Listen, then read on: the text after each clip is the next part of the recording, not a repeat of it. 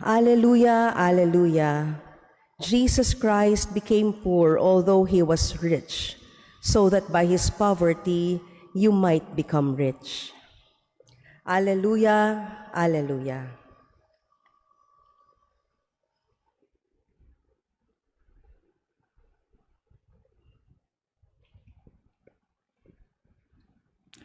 The Lord be with you. And with your spirit. A reading from the Holy Gospel according to Saint Luke. Glory to you, O Lord.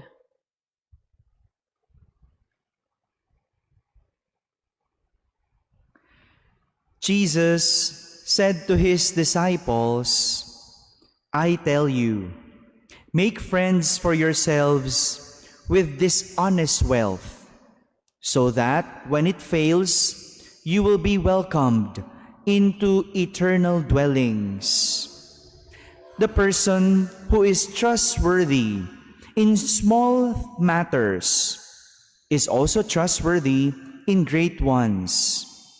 And the person who is dishonest in very small matters is also dishonest in great ones.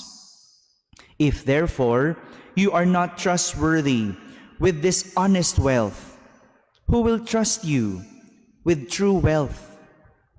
If you are not trustworthy with what belongs to another, who will give you what is yours?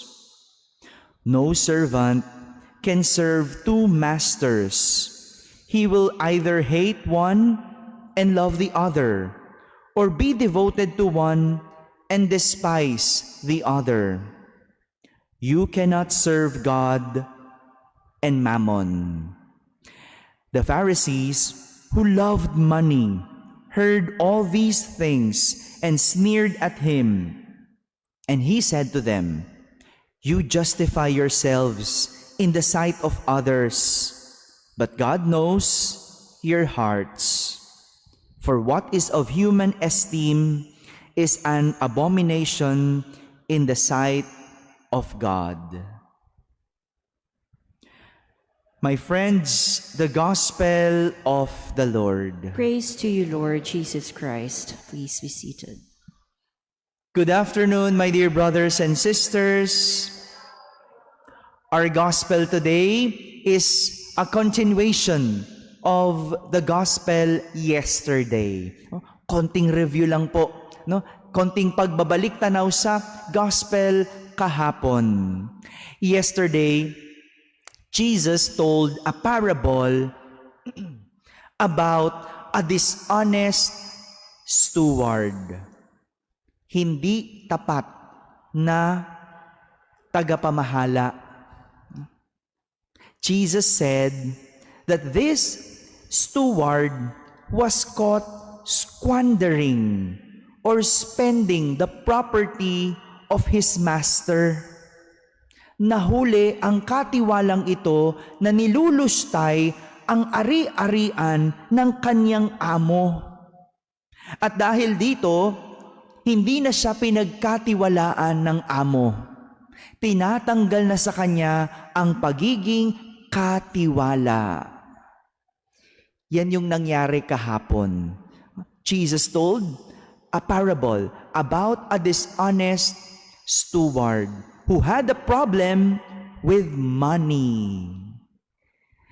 Today, Jesus continues to discuss the possible problems of people when it comes to money. May problema po ba kayo sa pera? Huwag po kayo mag-alala, pare-parehas po tayo, no? Hindi kayo nag-iisa. Marami tayong may problema sa pera. But as the saying goes, money is the root of evil. Ang pera, ang ugat ng kasamaan. Do you believe in that? Naniniwala ba kayo na kaya may kasamaan dahil sa pera? Nag-ugat sa pera? Minsan mapapaniwala ka dahil kapag may pamilyang nag-aaway sa pera, nag-aaway sa mana, buhay pa ang magulang, nag-aaway, pinag-aawayan na ang mana. Is it true that money is the root of evil?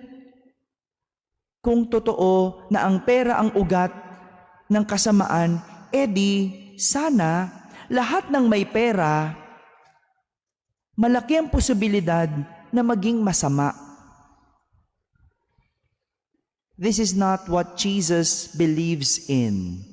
As he said, the person who is trustworthy in very small matters is also trustworthy in great ones. Ang taong mapagkakatiwalaan sa maliliit na bagay ay mapagkakatiwalaan sa malaking bagay. And Jesus also said, the person who is dishonest in very small matters is also dishonest in great ones. Ang mandaraya sa maliliit na bagay ay mandaraya sa malaking bagay. So meaning, money is not the problem, but the person is. Madalas, ang tao ayaw umamin na siya ang may kasalanan, na siya ang problema. Kaya nga kahit bagay, itinuturo natin na may kasalanan o ang problema.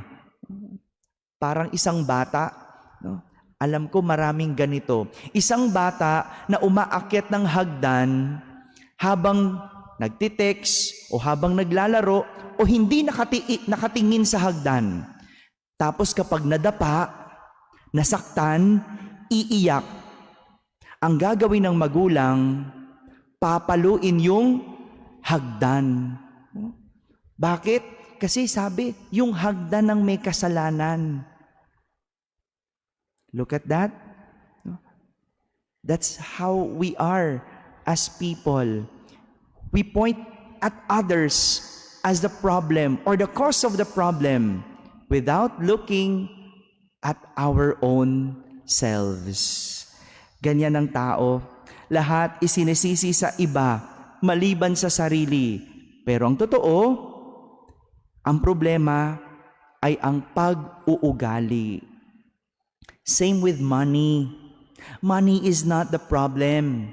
It is our attitude in handling money is the cause of our problem.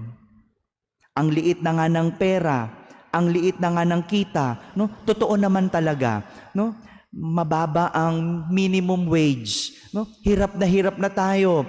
Ang liit na ng ating sweldo, pero 11-11 ngayon, 'di ba? Naka-check out ka na. Oh. Pero reklamo mo, no, hindi ko mapagkasya, no? Hindi ko maitawid, pero kagabi pa lang puyat ka na, no? Nag-check out na. Yun ba ang problema? Remember what Jesus said, ang mapagkakatiwalaan sa maliit na bagay ay mapagkakatiwalaan sa malaking bagay. Maliit pa lang yung kita, maliit pa lang yung sweldo mo. Kung hindi mo na kayang hawakan, paano pa sa malaking kita? Paano pa ang malaking sweldo? Di mas maraming Lazada. My dear brothers and sisters, this is the reality of our problems in our lives. Be it with money, studies, work, career, or even in our relationship with other people.